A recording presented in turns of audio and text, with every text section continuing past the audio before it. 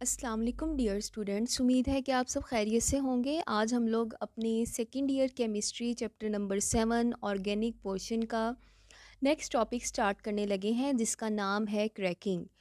ये टॉपिक आपके पास long question के लिए भी इम्पॉर्टेंट है और इस टॉपिक में तीन टाइप्स हैं: thermal cracking, stream cracking and catalytic cracking. Most important है शॉर्ट क्वेश्चंस के लिए। क्रैकिंग किसे बोला जाता है? जैसे नाम से रिप्रेजेंट है, क्रैक करना, ब्रेक डाउन करना। यहाँ पे दो टर्म्स यूज़ होंगी, एक होगा हाइड्रोकार्बन, हायर हाइड्रोकार्बन और लोअर हाइड्रोकार्बन। हायर हाइड्रोकार्बन ऐसे हाइड्रोकार्बन्स को बोला जाता है जिसमें कार्बन की जो चेन लेंथ है वो 10 से स्टार्ट हो रही है। यानी 10 से अबव जितने भी कार्बन चेन आपके पास कंपाउंड होंगे वो हाइड्रोकार्बन्स कहलाते हैं। और 10 से कम वाली जो कार्बन की चेन है उसे लोअर हाइड्रोकार्बन्स बोलते हैं। क्रैकिंग क्यों की जाती है? क्रैकिंग का फंक्शन क्या है? अब आपके पास क्रैकिंग का प्रोसेस क्यों किया जाता है?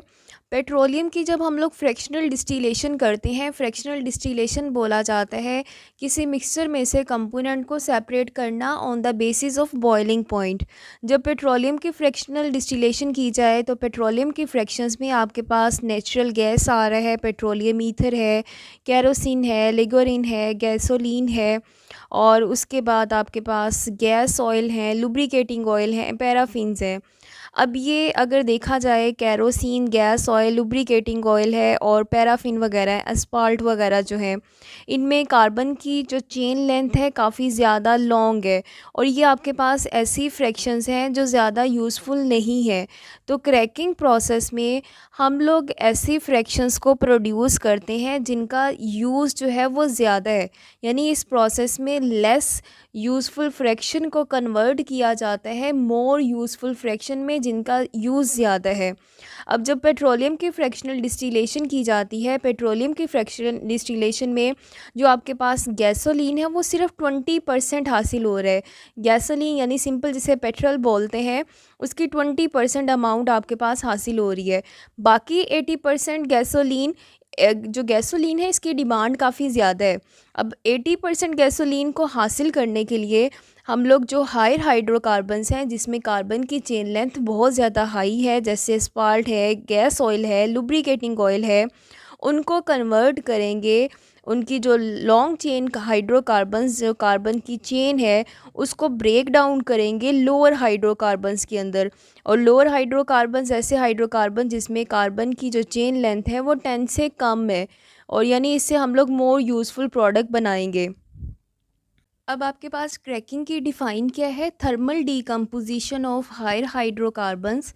यानी हायर हाइड्रोकार्बन्स को आपने थर्मली डीकम्पोज करना है, हाई टेम्परेचर पे आप उसे तोड़ेंगे। हैविंग हाई बॉइलिंग पॉइंट, जितनी कार्बन चेन लेंथ आपके पास लंबी होती जाती है उतने ही उस कंपाउंड के बॉइलिंग पॉइंट ज़्यादा होते हैं। Into a variety of low hydrocarbons which are more volatile. यानी हायर हाइड्रोकार्बन्स को आपने तोड़ना है ऐसे हाइड्रोकार्बन्स में जिसमें कार्बन की चेन लेंथ आपके पास छोटी होनी चाहिए। जितनी छोटी कार्बन की चेन लेंथ होगी उसके बॉइलिंग पॉइंट कम होंगे, उसके अंदर वेपर बनाने की सलाहियत क्या होती है? ज़्यादा होती है।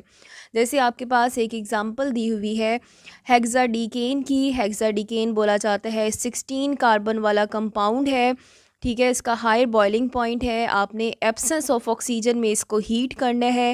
हीटिंग का टेम्परेचर 700 या 700 से अबव भी हो सकता है।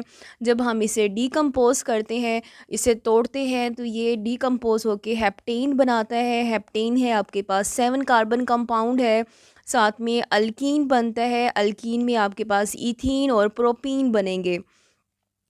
और एक चीज़ आप याद रखें, जैसे जैसे आप टेम्परेचर बढ़ाते जाएंगे ये हायर हाइड्रोकार्बन उतने ही छोटे सेगमेंट्स में कार्बन की चेन जो है वो डिवाइड होती जाती है, यानी ज़्यादा छोटे ऑर्गेनिक कंपाउंड्स आपके पास बनना शुरू हो जाते हैं।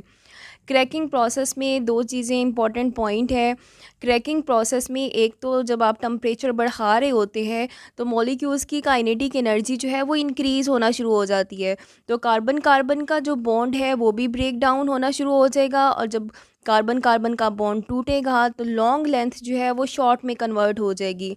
और नेक्स्ट केस ये भी हो सकता है कि कार्बन हाइड्रोजन ये बॉन्ड भी टूट सकता है। जैसे ही कार्बन हाइड्रोजन बॉन्ड टूटेगा तो हमारे पास इसके नतीजे में डबल बॉन्ड कंपाउंड बनते हैं। नेक्स्ट इसकी इंपॉर्टेंट कंडीशन ये है कि आपके पास जो ऑक्टेन है यानी 8 कार्बन कंपाउंड है, जब इसकी क्रैकिंग की जाती है डिफरेंट कंडीशंस पे, टेम्परेचर या प्रेशर की कंडीशन या कैटलिस्ट की कंडीशन आप लोग अप्लाई करते हैं तो इससे ये 3 पॉसिबल प्रोडक्ट बन सकते हैं। हमारे पास ब्यूटेन और ब्यूटीन का मिक्सचर बन सकता है, हेक्सेन और इथीन का बन सकता है, ब्यूटेन, इथीन, मीथेन और कोक भी बन सकते हैं।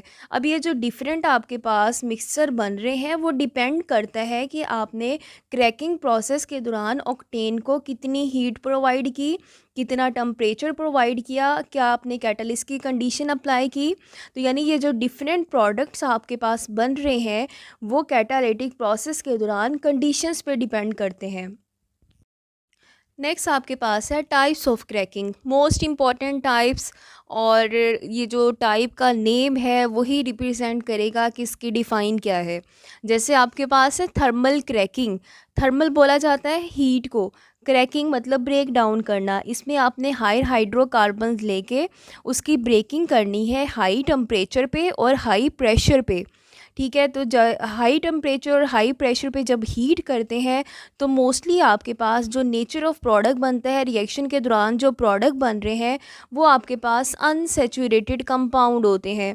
क्योंकि लास्ट टाइम भी मैंने अभी बताया कि जैसे जैसे टेम्परेचर बढ़ाते जाएंगे तो आपके पास कार्बन हाइड्रोजन बॉन्ड जो है उसकी भी ब्रेकेज होना शुरू हो जाती है, जिसके नतीजे में आपके पास डबल बॉन्ड वाले कंपाउंड ज़्यादा बनते हैं। तो यहाँ पे इथीन, प्रोपीन और ब्यूटीन वगैरह बनेंगे और कार्बन की जो लॉन्ग लेंथ है वो शॉर्टर लेंथ वाले कंपाउंड में चेंज हो जाएगी।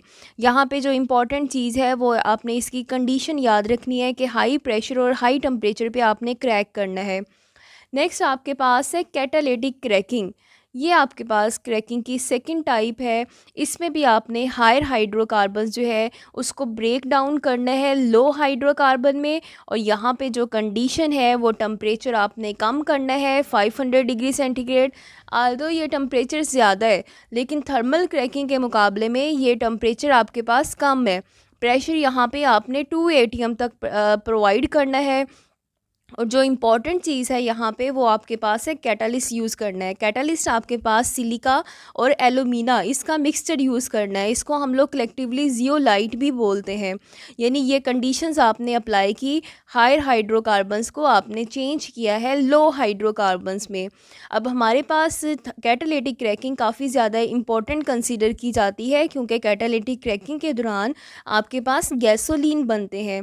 गैसोलीन पेट्रोल को बोलते हैं जिसमें हायर ऑक्टेन नंबर है। अब हायर ऑक्टेन नंबर ये आपके पास सिंपल एक पैरामीटर होता है जो हमें किसी भी फ्यूल की क्वालिटी के बारे में बताएगा कि वो अच्छा है या बुरा है। अगर तो आपके पास कोई ऐसा गैसोलीन है जिसमें ब्रांचेस वाले कंपाउंड ज़्यादा हैं या साइक्लिक कंपाउंड ज़्यादा हैं या एरोमेटिक कंपाउंड ज़्यादा हैं तो वो आपके पास एक अच्छा फ्यूल कंसीडर होता है। नेक्स्ट आपके पास है स्टीम क्रैकिंग। स्टीम क्रैकिंग में आपने क्या करना है कि हायर हाइड्रोकार्बन्स यानी ऐसे हाइड्रोकार्बन जो सेमी सॉलिड फॉर्म में है, आप सबसे पहले उनके वेपर्स बनाएंगे। ठीक है, वेपर्स बनाने के बाद आपने उसको मिक्स करना है स्टीम के साथ। स्टीम के साथ मिक्स करते हुए आपने टेम्परेचर रखना है 900 डिग्री सेंटीग्रेड और इस आपने शॉर्ट ड्यूरेशन के लिए इसको 900 पे हीट करना है।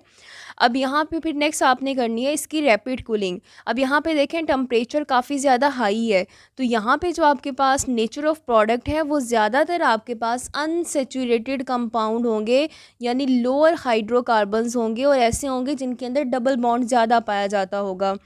तो ये आपके पास 3 टाइप्स हैं। पहली है थर्मल क्रैकिंग, उसमें आपने हाई टेम्परेचर प्रेशर प्रोवाइड किया। कैटालिटिक क्रैकिंग में आपने कैटालिस्ट को प्रोवाइड किया है और इसकी कंडीशन आप याद रखें कि कैटालिटिक क्रैकिंग में टेम्परेचर प्रेशर कितना यूज़ होता है एमसीक्यू के लिए, और स्टीम क्रैकिंग में टेम्परेचर की रेंज याद रखें, ये इंपॉर्टेंट है एमसीक्यू के लिए। नेक्स्ट हमारे पास क्रैकिंग की नीड क्यों है, क्रैकिंग के यूजेस क्या है। To meet the demand of useful petroleum fractions, यानी गैसोलीन वगैरह की प्रोडक्शन के लिए हम लोग मोस्टली क्रैकिंग का प्रोसेस यूज़ करते हैं।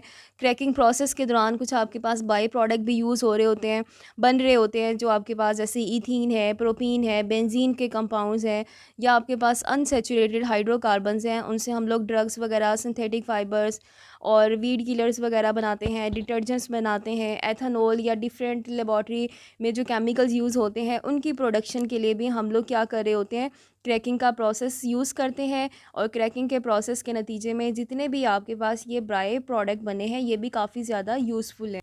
एंड आई होप स्टूडेंट ये टॉपिक आपको अच्छे तरीके से समझ आ गया होगा। इस टॉपिक में जो इम्पॉर्टेंट चीज़ है वो आपके पास क्रैकिंग की डिफ़ाइन है और क्रैकिंग की टाइप्स हैं। Thank you so much and best of luck.